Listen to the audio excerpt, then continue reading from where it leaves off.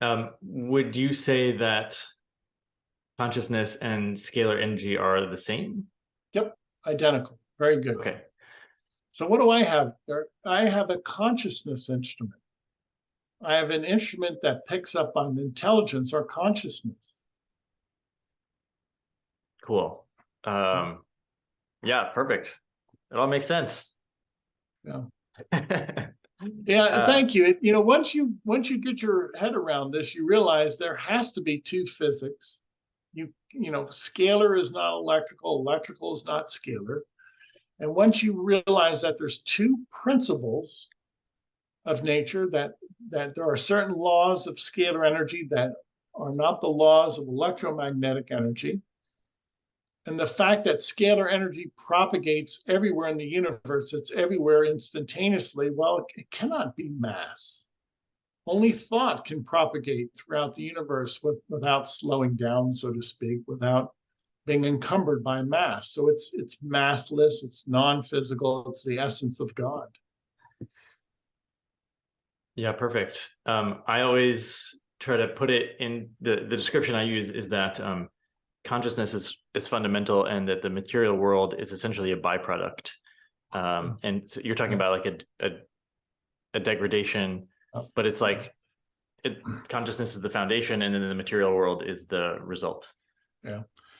If you've ever seen photographs of a very strong tornado and the aftermath of a tornado, many times people will see after a tornado that two objects have fused together.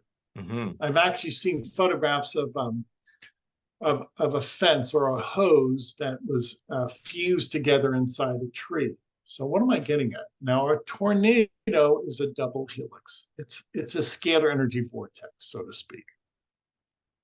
During very powerful tornadoes, you have a scalar energy force field that assumes that will at least be a local scalar energy force field. And in that force field, during very powerful tornadoes, let's say this is a tree and this is a garden hose. Well, that tree and that garden hose, then under the influence of scalar energy, become non-physical, or they lose their molecular bonds, so that the tree opens up its molecular bonds and the hose opens up its molecular bonds, and they can fuse one into another. And after the tornado, the tree and the hose interlock and they fuse together. And after the tornado passes, you'll see that a tree and a garden hose are fused into one another. And many people have never quite understood that, the aftermath of a tornado where two objects fuse together. Well, it becomes very apparent that during very strong tornadoes, it's a scalar energy force field. And then the tree and the garden hose, just for a temporary point of time, become non-physical. They are now spirit-like in the scalar energy force field. And the force field is so strong, a scalar energy force field, causing the tree and the garden hose to lose its molecular rigidity. And the two will accompany one another in a locked formation. And after the, if you will, tornado passes, the tree and the garden hose are fused together. That's so weird. It's fascinating. There's a bridge here, the Eads Bridge in St. Louis, where I live, that there was a tornado, in the early 1900s, where like a tree went through a steel beam, and then after the tornado, it was just like stuck in the side of the bridge, and everyone's like, "Whoa!"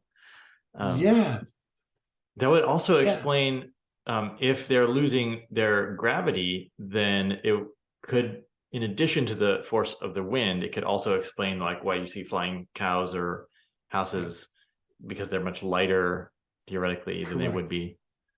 Correct. Now, why do I make that point? Well, we're now starting to understand nature, and there are scalar energy events in this realm. And tornadoes, very strong tornadoes, are an example of a very strong scalar energy force field. And the aftermath, in which two physical objects interpenetrate one another and remain fused into one another, is a sign that a scalar energy event took place. So this is that other realm of energy. That's not electricity and magnetism in operation, obviously. That's a scalar energy event.